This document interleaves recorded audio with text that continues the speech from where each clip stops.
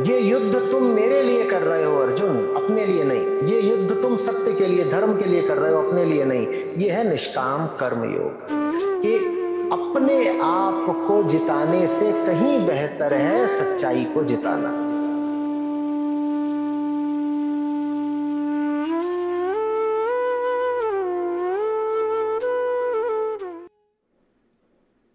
चौथा अध्याय श्रीमद् भगवद गीता, 9वां श्लोक। हे अर्जुन, जो मनुष्य मेरे कर्म और तत्व को दिव्य जान लेता है, वह शरीर त्याग कर फिर जन्म नहीं लेता और मुझे ही प्राप्त होता है। तो कह रहे हैं कि श्री कृष्ण को तत्व से जानने की बात मुझे स्पष्ट नहीं हो रही है। जो उन्हें तत्व से जान लेता है वह उन्हें कैसे प्राप्त हो जाता है, इस बात को समझाने की कृपया अनुकंपा करें।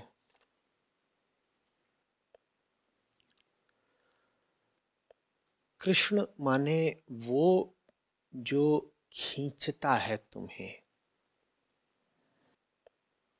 जिसमें बड़ा कर्षण है, वो है कृष्ण। यहां से शुरुआत कर लें, ठीक। कृष्ण कौन? जो खींचता है। अब कृष्ण तो सबके कृष्ण है, ऐसा तो नहीं कि वो दो चार के कृष्ण है और दो चार के लिए कुछ और है। और हम कह रहे हैं कृष्ण वो जो खींचता है तुम्हें। तो फिर कृष्ण को वो एक चीज होनी पड़ेगी जिसकी ओर सारी मानवता खींचती है, क्योंकि कृष्ण किसके हैं? सारी मानवता के। ये बात शुरू में ही परिभाषित कर देनी जरूरी है, नहीं तो आप कहेंगे कि देखिए साहब, मैं खींचता हूं खिचड़ी की ओर और ये खींचते हैं बिरयानी की ओर, तो सबका खिंचाव तो अलग अलग है ना। नहीं, तो फिर सबके आपके अनुसार तो कृष्ण भी अलग अलग होने चाहिए। नहीं नहीं नहीं, ये ऊपर ऊपर के सतही भेदों से बहुत नीचे हम सब की एक साझी लालसा है। क्या है? साझी लालसा। उस साझी लालसा का नाम कृष्ण है, और वो लालसा सब में साझी है।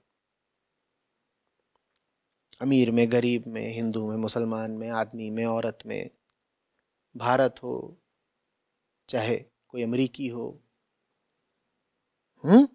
आज का हो चाहे बहुत पीछे का हो, और चाहे आगत हो।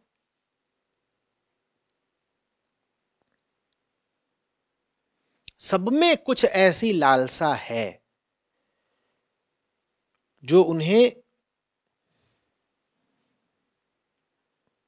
बेचैन भी रखती है और कर्मशील भी रखती है। उसी साझी और दुर्निवार लालसा के विषय का नाम है कृष्ण। कृष्ण कौन? जो तुम्हें भी चाहिए और उनको भी चाहिए और इनको भी चाहिए और इनको भी चाहिए। माने जो कुछ अलग अलग चीजें हैं जो सबको चाहिए, उनका नाम कृष्ण नहीं हो सकता। कुछ साझा है जो सभी को चाहिए, उसी का नाम है कृष्ण। बात समझ में आ रही? तो पूछ रहे हैं कि कृष्ण को तत्व से जानने का क्या अर्थ है, और जो उन्हें तत्व से जान लेता है वो उन्हें ही प्राप्त कैसे हो जाता है। कृष्ण को तत्व से जानना और कृष्ण को प्राप्त हो जाना बिल्कुल एक ही बात होंगे अनिवार्य रूप से। कैसे? देखते हैं। तो हम सबकी कोई साझी लालसा है, और वो लालसा किसी की पूरी होते भी नहीं दिखती। दुनिया में जिसको देखिए वही जरा अतृप्त है, अपूर्ण है, कह रहा है नहीं अभी कुछ कमी तो रह गई है। कोई हो जिसने कुछ ना पाया हो जीवन में, वो भी कहता है कमी। और कोई हो जो बड़ा उपलब्धिशाली हो, वो भी यही कहता है कमी कमी। जो बाहर बाहर ये दिखा भी रहा हो कि उसने ये अर्जित कर लिया, ये पा लिया, यहां पहुंच गया, वो भी जब अपने अकेलेपन में होता है, एकांत में सोने जाता है, तो उसके भीतर भी उसे कुछ कचोटता है, क्या कमी, बात अभी बनी नहीं, कमी कमी कमी, ठीक है। तो हमारे भीतर एक वो है जो कमी का अनुभव कर रहा है, और वो जिस जिस दिशा में उस कमी को पूरा करने जाता है, वहां वहां वो हकीकत में निराश ही होता है। कभी कभार वो ऐसा दर्शा जरूर देता है, दुनिया को दिखाने के लिए ऐसा प्रकट जरूर करता है, जैसे कि कमी पूरी हो गई हो, बड़ा उत्सव आ गया, बसंत बहार है, आहा हा, खुशियां कलियां खिल गईं, लेकिन भीतर ही भीतर कमी बनी रहती है। अब इससे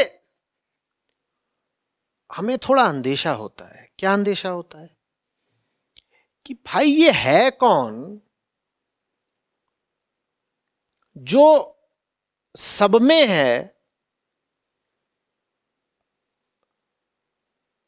आदिकाल से 50 तरह की चीजें पा चुका, आजमा चुका, 50 माने 50 करोड़ों तरह की चीजें पा चुका, आजमा चुका, लेकिन उसके बाद भी क्या कहता रहता है? कमी। जब हम देखते हैं कि इसको जो कुछ दे दिया जाए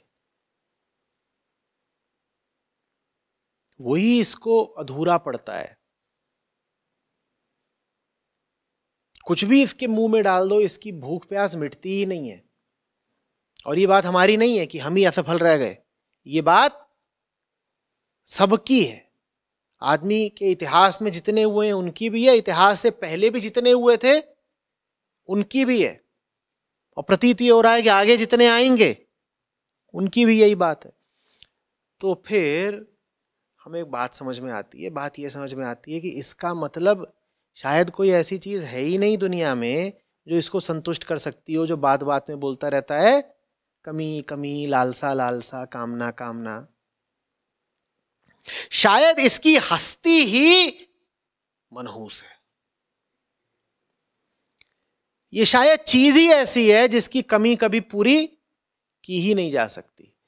तो अब जो समस्या है वो पूरी बदल गई। पहले समस्या क्या थी? कि ये जिस चीज की कमी को अनुभव कर रहा है उस चीज को खोजो, पालो, खा लो तो कमी मिट जाएगी। पहले ये समस्या थी, ठीक। अब समस्या बिल्कुल बदल गई, वक्तव्य दूसरा हो गया। अब क्या हो गया?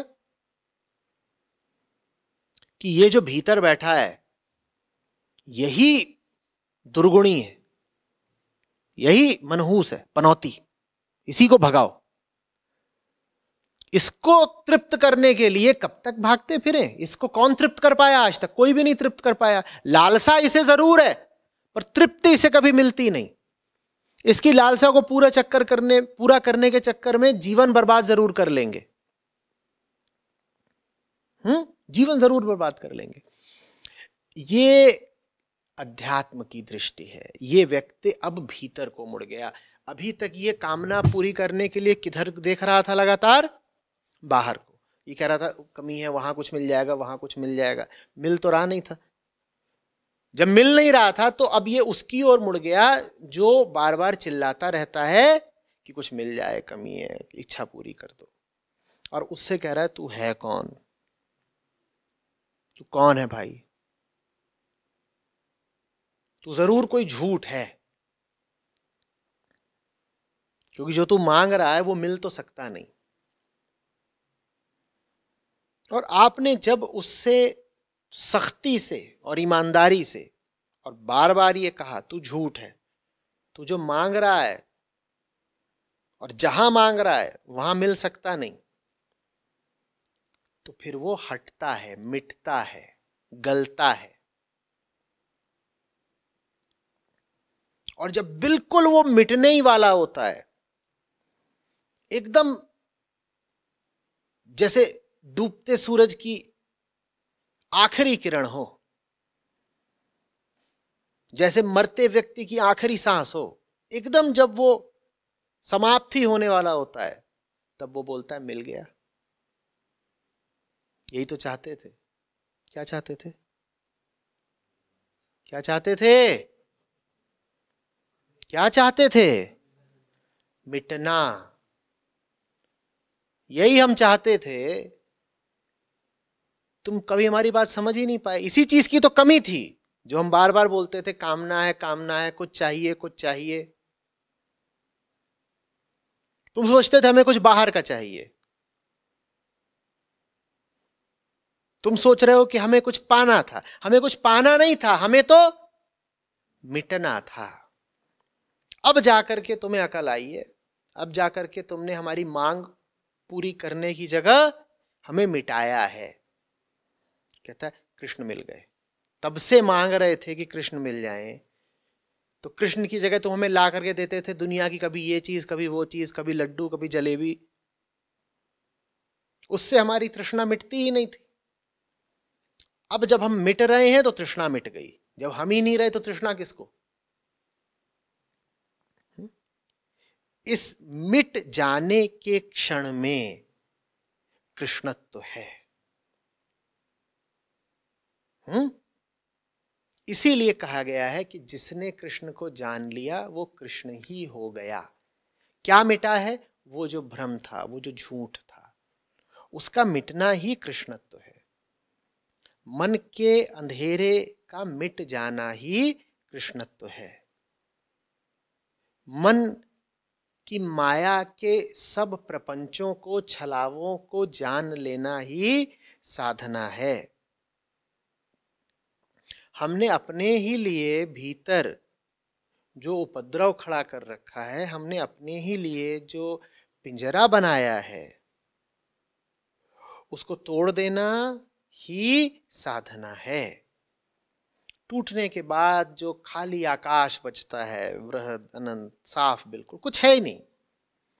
कोई ऐसी चीज ही नहीं जो परेशान करती हो, कोई ऐसी चीज ही नहीं जो रोकती हो, कुछ ऐसा है ही नहीं जिसको लेकर के बार बार विचार करना पड़े।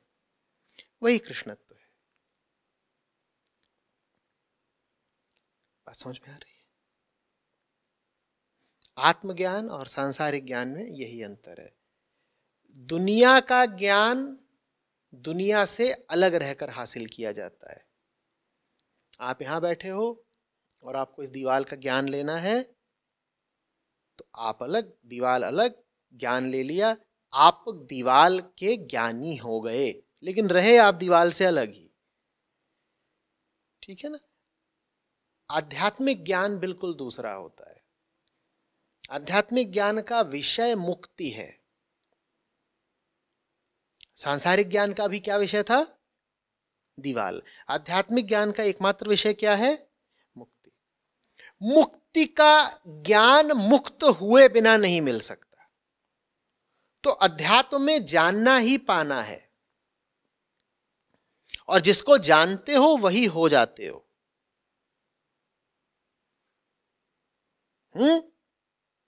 सुंदर बात है ना? ब्रह्मविद ब्रह्मैव भवति। जो जान गया वो वही हो गया।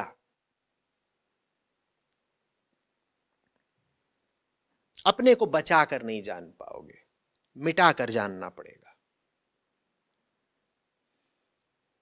अपने को बचा रहे हो तो उसी को बचा रहे हो जिसने कसम खा रखी है कि मैं तो जानूंगा नहीं, क्योंकि मेरा अस्तित्व ही है अंधकार में, अज्ञान में, न जानने में। अपने को बचाना माने न जानने को बचाना। जानने के लिए फिर इस न जानने वाले को ऊर्जा देनी छोड़नी होगी, इसके झूठ का पर्दाफाश करना होगा, इससे दो चार सख्त सवाल पूछने होंगे। ये अपने आप फिर भग जाता है, मिट जाता है। हरी बात समझ में?